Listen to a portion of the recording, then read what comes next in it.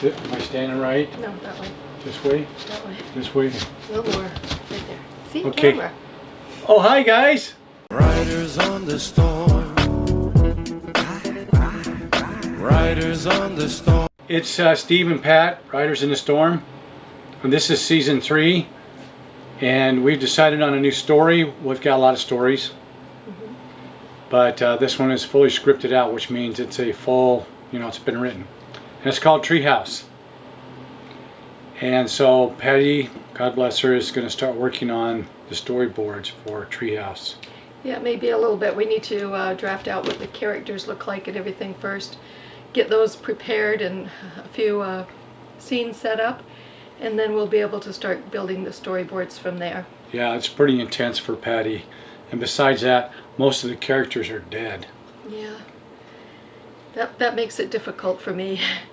And what do you put in dead people clothes? What kind? Well, it's just hard. Yeah, it's hard. How do you dress a dead person? But it's a really good story. It's like The Sixth Sense crosses, what did we say when we sent it out to queries? It's kind of like this, it's a paranormal. It is paranormal, but it's not scary. Well, Not really. people that have read it, even close friends of mine, have come back and said it was a little difficult at first because it's kind of scary, but it's really not. No. That just went down, guys. Back there, that just went down. Cut. Reset. On the mark. Take 6. Anyway, that's what the Treehouse. I'm putting it up here. It's all about. It's about Bobby, who's autistic, and there's a reason for that, and all of his family around him, and all the crazy things going on in his world, and how he saves his grandpa, who's passed away, and his uncle. Right? Yes. Yes. Okay. Yeah, and Bobby is very loosely based on a very special autistic boy, young man that we know, who has now grown up. But he very much likes to pay attention to tornadoes, and he's very knowledgeable about him. So this character is also autistic and has an affinity to the weather. Yep. So, Yep. but other than that, all characters and stuff are fictional. Yep. So. Yep. So we hope you like it. We enjoyed writing it. I really enjoyed getting my imagination around it, trying to figure out things. Pray for Patty so she gets the storyboards done enough. And we'll start season 3. We're at the LTVA still, but we're on our way to new adventures. Some of my family is moving down here to Arizona, and then hopefully we're going to go up the coast again and try to get into some mountains this summer and onto some beaches, right, Patty? Yeah, beaches, mountains. Yep. Everything in between. Okay, same as before. Like and subscribe. Tell that friend, that neighbor, not that friend, not that neighbor, but The ones that would appreciate what we do. and we'll see you on the next vlog coming up. Welcome to season 3. Tell your friends. We'll see you. Okay, bye. Okay, so what he's done is he's gone and got this real good gravel, and he puts it in the back of this Side by side. side by side, yeah, and it dumps, and he put all this really nice gravel. He has a really cool rake, but this probably should be the yard if you had, pick yards, best yard. Look at all the work he's done. The neighborhood's best groomed Yep, yard. yep. Look at all the real nice rock. All the big stuff's gone. Heck of that, like a little dump truck. That little bit at a time. How many times did that take you, Dennis? 2002. Yeah, that's close enough. 20 to 30 pounds, 40 pounds. No, not that many. But then he pins down. This is what I've tried to do, but he's done such a better job to pin down all these edges. Otherwise, this blows up. And look how it's staying.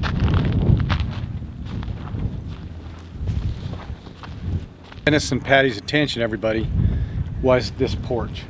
How many people out the LTVA that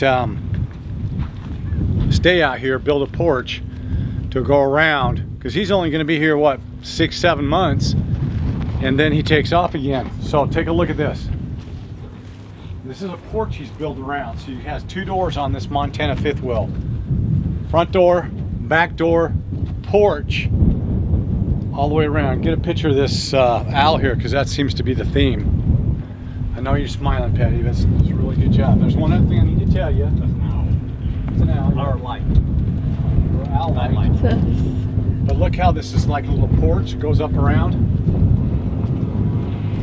And then when he gets done with it, Patty, 2 sections, he puts it in the back of that trailer over there, and does this every year. Puts it down at the LTV or the Christian Center, parks it there for 25 bucks a month, and he'll come back out here next year, choose a site, and put all this around it again. That is clever as heck. Okay, now there's one last thing he told me, which is super important if you want to go ahead and try this, somebody.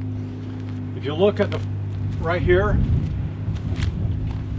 we all know sitting out here that our rigs settle. So he goes down about, I think it's 4 inches, he told me, to make sure that when it settles, otherwise it could settle in the middle of the night and they get trapped in. They can't open up their doors. So 4 inches down from right there. Then he bolts all this on, screws it on, piece by piece, and then he takes it at the end of the season and puts it in that trailer and goes home. Or takes it down to the Christian Center, and then he goes on. And he goes back up to somewhere in Idaho, but he won't tell me, it's secret. He thinks I think he's that smart, I think I'll follow him wherever he goes, so I can pick up new stuff. Anyway, this is Dennis and Patty's home. And this is like their, what, 3rd or 4th season, I think he told me. This is what wind will do. This happened to us on our first. We didn't get it right at all, and it tore ours up. We're doing a mess. Anyway, that's it, guys. Cool porch around a Montana fifth wheel. Thanks, Dennis. Okay, let's talk about Starlink for a minute. And this was last Tuesday. I believe it was the 9th of February. It's really unusual for us. And it was like 2:17 in the afternoon. But you can see we're trying to bring up Starlink and do a speed test. Nada. There's nothing there. So now I'm going to go over and try out of Starlink just my regular check. The app that I use for a speed test. Same time, 2:17. Nothing. It will not connect. This is very strange. So this lasted probably about 10 minutes. At least on my side. We tried again and again to get it to get up. This is a minute later at 2:18, and then if you look back on it, you can see we had some outages all over the place. This could have been where they said that some of the satellites, because of a solar flare, were knocked out. Anyway, this is later in the day, about 2:43, and it's back, but it just wasn't as strong as it normally is. It dropped down to, let's see here, I think it was about 70 something, maybe a little better. It lined out at 110, and the upload speed was actually pretty good. It got up to about 13, 14, yeah. So anyway, we had a rough time there for a while, first time ever. Now I'm going to do a regular speed test. See how this comes up. I'm back on the Starlink app, and it's going to go up over probably 200 here before it lines out. But we did have some outages last Tuesday, so that was kind of unusual for us out here because we've had such tremendous speeds all the time. And real quickly, I'd like to reference you or recommend that you go to Grand Adventures, Mark Guido. He's got an episode out where he talks about moving. He's actually in Quartzsite and talks about how he found an address or used a location about 7-8 miles away so that he could get Starlink in the Quartzsite Desert, because everybody and their brother was using it down there. So you got to go over and watch that episode.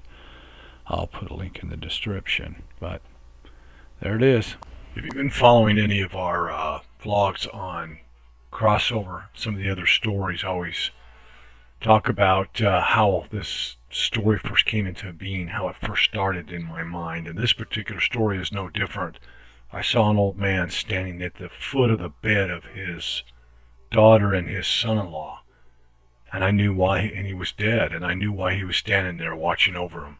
And this is where the story developed in my mind. It has some real evil characters. It has some really sweet characters in it, some unusual characters in it. It's about good and evil. It's about Armageddon. It's about the last great battle that we're all going to be participating in between good and evil. It's an incredible story, and it's one that I wish that Hollywood was actually making for a change, instead of the crap that they put out today.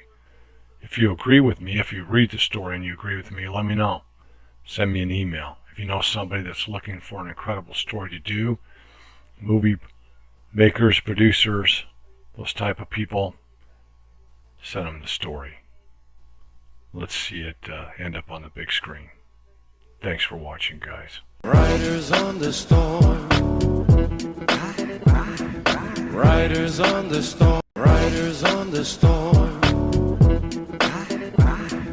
Riders on the storm.